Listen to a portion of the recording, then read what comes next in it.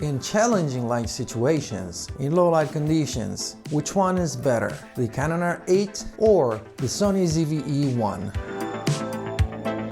Let's find out.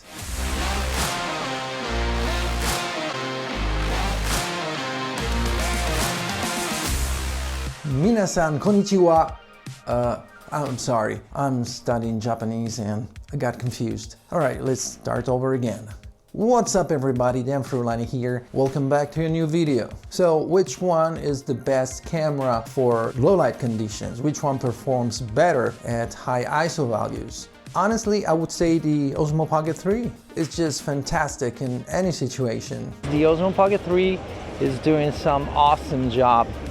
What do you think about it? Just leave a comment down below and hit the like button. And subscribe if you ain't already.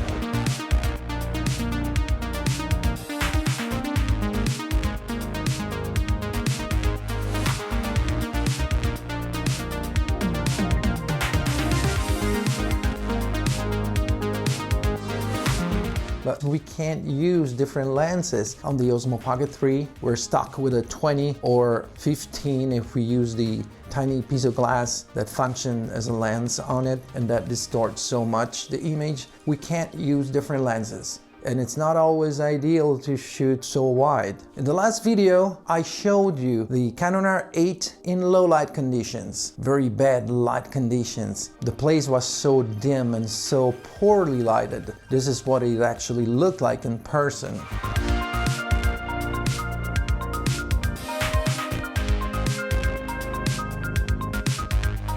Okay, 24 frames per second. Say hi. Real-time speed, stabilization on.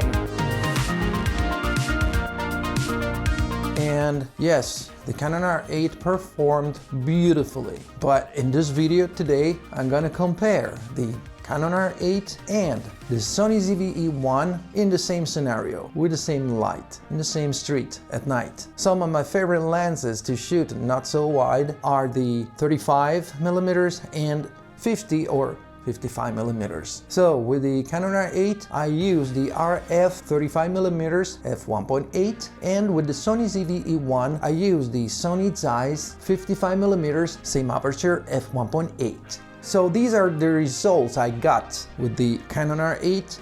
Now 24 frames per second, 4K of course, 3200 ISO.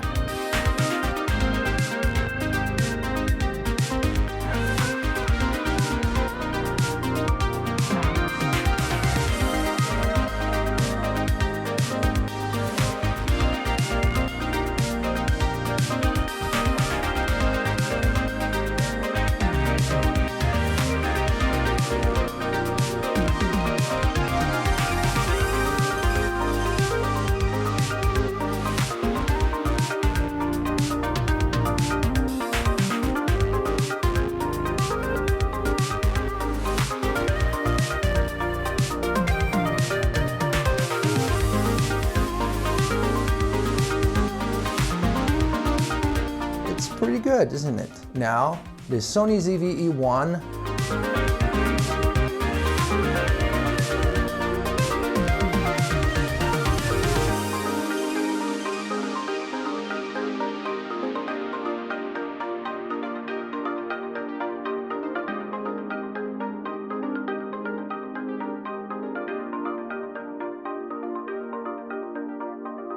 I was able to shoot even in 120 frames per second, and that implies the shutter speed to be 1/250th of a second, and by doing so you lose a lot of light. So here's the Canon R8, 120 frames per second in 1080, ISO 12800.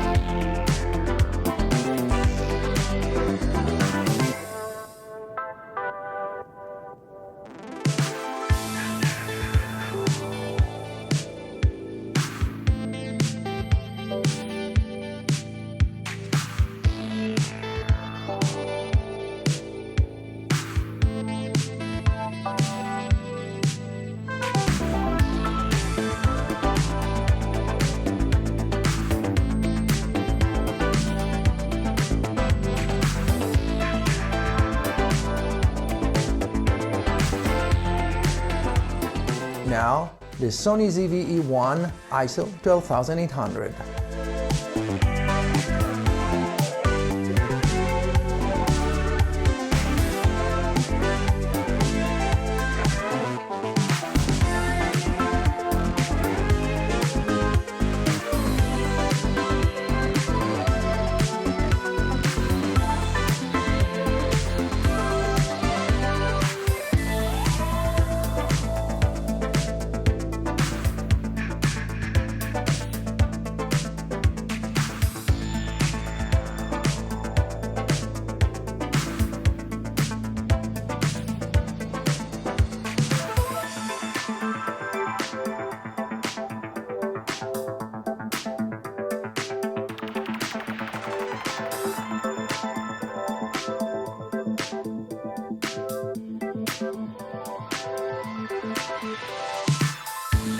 Alright, let me know what you think about it and leave a comment down below and hit the like button and check the links in the description to see all my gear stuff and things, my gear. And check the link to Artlist. You can get 2 months of awesome music, sound effects, voiceovers, stock footage, 2 months for free if you subscribe to an annual plan through my link.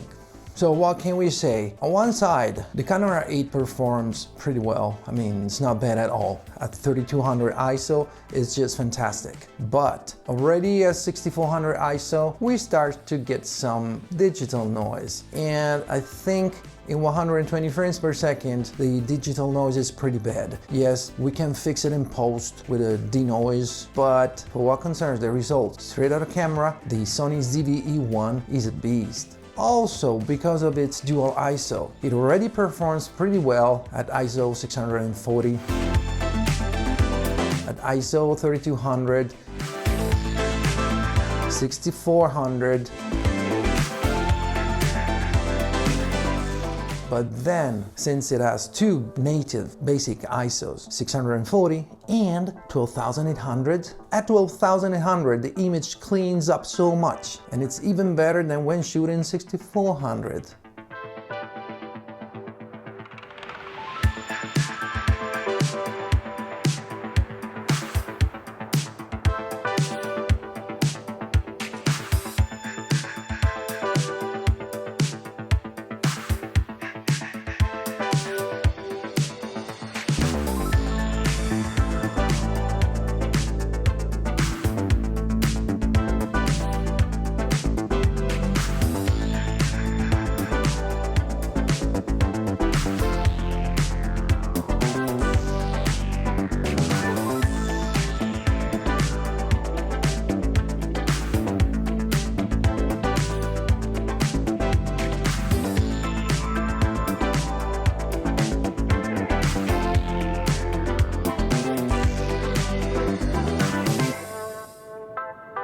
So which one is better? Again, the Canon R8 is pretty good in these conditions.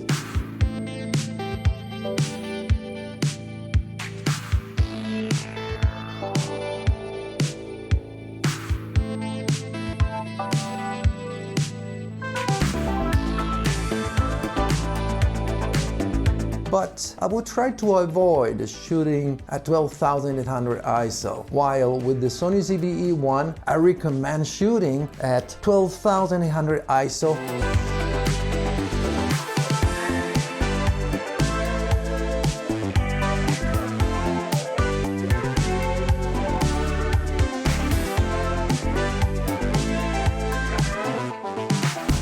Even if you don't need to. Let's say if the image will look good, the light, I'm saying at ISO 6400. Because of its dual ISO, I suggest you just bump it up to 12,800 and use an ND filter to take off some of the light.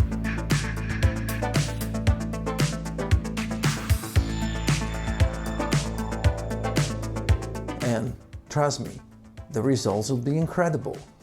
Alright, that's all I wanted to show you for today. Now I'm going to continue studying Japanese. So I really hope you enjoyed this video, and if you did, smash the like button and subscribe if you aren't already. And I'll see you guys in the next video. Oh yeah!